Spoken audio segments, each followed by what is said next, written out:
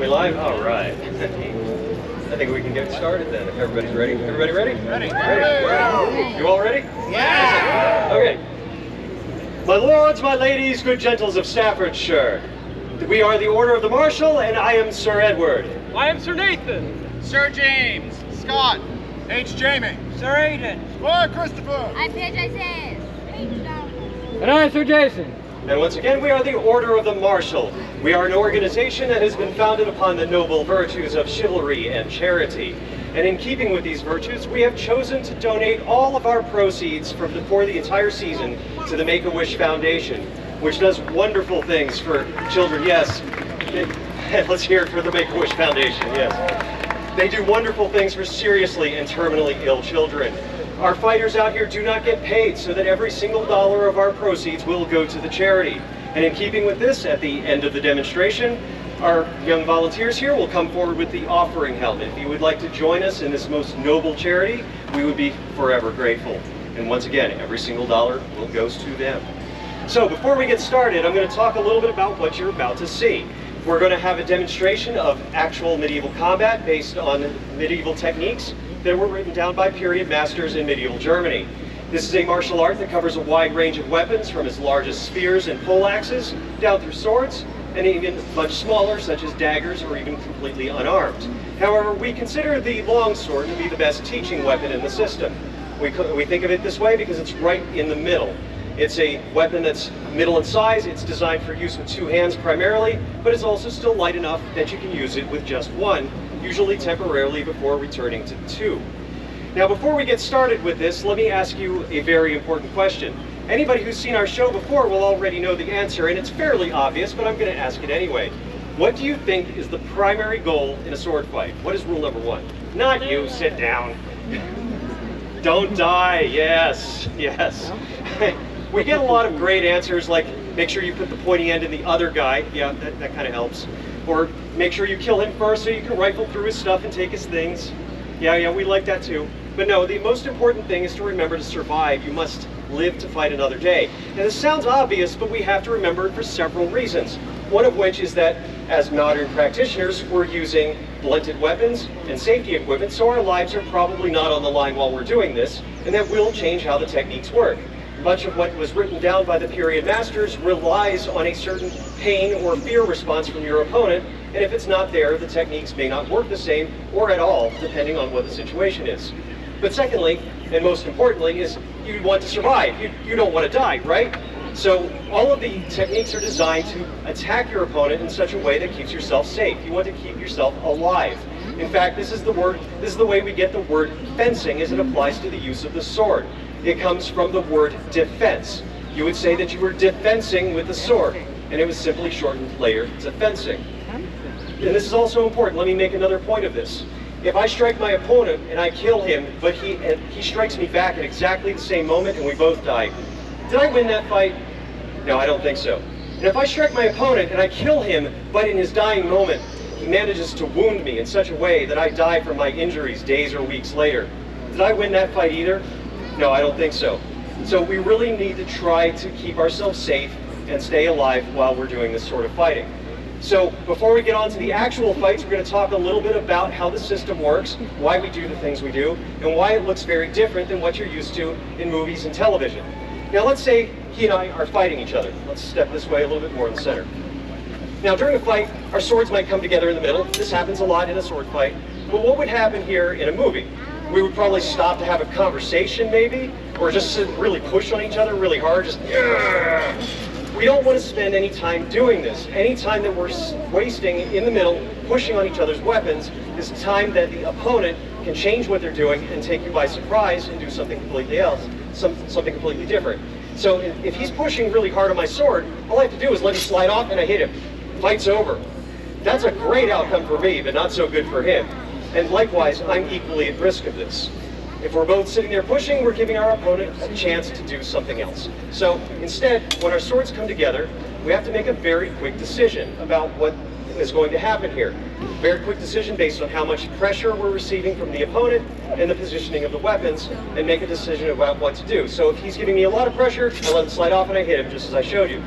If he's giving me no pressure at all, then I want to blow through and hit him anyway. Now, if the pressure's somewhere in the middle, it may open up some other options. For instance, something that I might do is something that we call a wind, where he's giving me a little bit of pressure, I can lift my hands, and I can plunge the sword into his chest, and you'll see that his sword has slid down to my crossguard. But there's something even more important happening here, and this is a very key point, is that if you look closely, you'll see that the part of his sword that is furthest from his hands, the end of the sword, his leverage is very weak there, and yet it has come very close to my hands where my leverage is very strong. So in this moment, I control both weapons. I can plunge it into him, and he can't resist this. This is something that is very key to the art, is keeping yourself safe. You want to ideally use positions and attacks where you can control what both weapons are doing. So let's say that we're in a different position. Let's start with vom Tag. So in the medieval German, the phrase vom Tag simply means from the roof. It's called this because the point of the sword is over your head and it's going to come downward towards your opponent. We have several versions of this. There's a low, relaxed vom Tag. You can hold it very close to your head. You can hold it high overhead. Tactically speaking, these are all the same thing as far as we're concerned. This is all vom Tag. Now from here we can use one of the most basic and fastest attacks that we have in the system. It's called the Zornhau, which in the medieval German simply means the strike of wrath. It's called this because it's one of the fastest and most direct attacks we have. It's a straight attack in towards the chest or the face, whatever happens to be within reach. Now if I just launch this attack at him and he gets the same idea at the same time, then we're going to hit each other and we both die. Obviously we don't want to do this. So if I see that he's getting that idea, I might need to change what I'm doing. If all I do is I step off to the side a little bit and I kind of push on his sword, it kind of works, but the body mechanics aren't very good here. My wrist is bent, he's got decent leverage against me, he can probably push through that if he really tries. So I'm going to do something very subtle. You're going to see the sword roll in my hands just like this. It's going to twist, and I'm going to reach up and brace the blade with my thumb. This subtle change, I come in, I step deep to the side, I can push this into his chest, and the body mechanics are much better in my advantage. I have a wrist that is straight, and so the leverage is much better. It's much harder for him to push it. In fact, he's pushing fairly hard at the moment. I'm using one hand, and I'm resisting this. The body mechanics are very key to this. Keeping yourself safe, make sure the body mechanics are good, and that's the key to winning a fight like this. Now let's try a different position. Let's go into ox. Yeah. So he's taking a position that we call ox. In the medieval German, the word ox simply means ox. Who would have thought, right? So this is designed to protect his head and the upper part of his body. So I'm not going to want to attack there, of course. Instead, I'm going to want to attack over on this side where he's open. But if I just simply strike in, even stepping out to the side a little bit, I'll probably hit him, but I haven't done anything about his sword, so I'm still very much at risk. So instead, I'm going to change this again very subtly. You're going to see me do an attack that I call the Krumpau, which in the medieval German simply means the crooked strike. It's called this because it's an angle of attack to one side or the other, using either the front edge or the back edge of the sword, depending on which side I'm attacking. So I step deep to the side, and I strike in at his head, his shoulders, his hands, whatever's within reach. Now, usually if the timing is good, you can do this quickly without him counterattacking.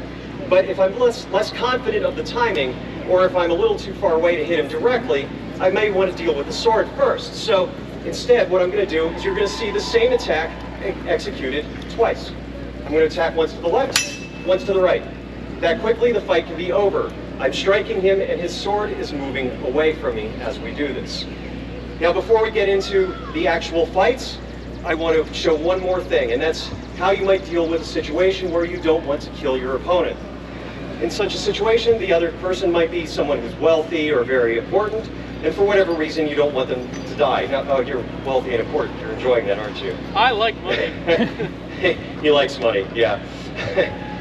Or perhaps it's a friend who's gotten drunk and he's got his sword and you need to take it away from him before he kills someone. In a situation like this, oh yeah, now you're drunk, aren't you? I'm gonna kill all three of you. Go for the one on the left, trust me. I'm gonna go for the one in the middle. No, you don't want to do that. So in this situation, we're going to try to disarm him, take his weapon away so that we can end this non-lethally. So our swords meet in the middle, as will often happen in a fight. But as I was saying earlier, you don't want to stay here for any length of time.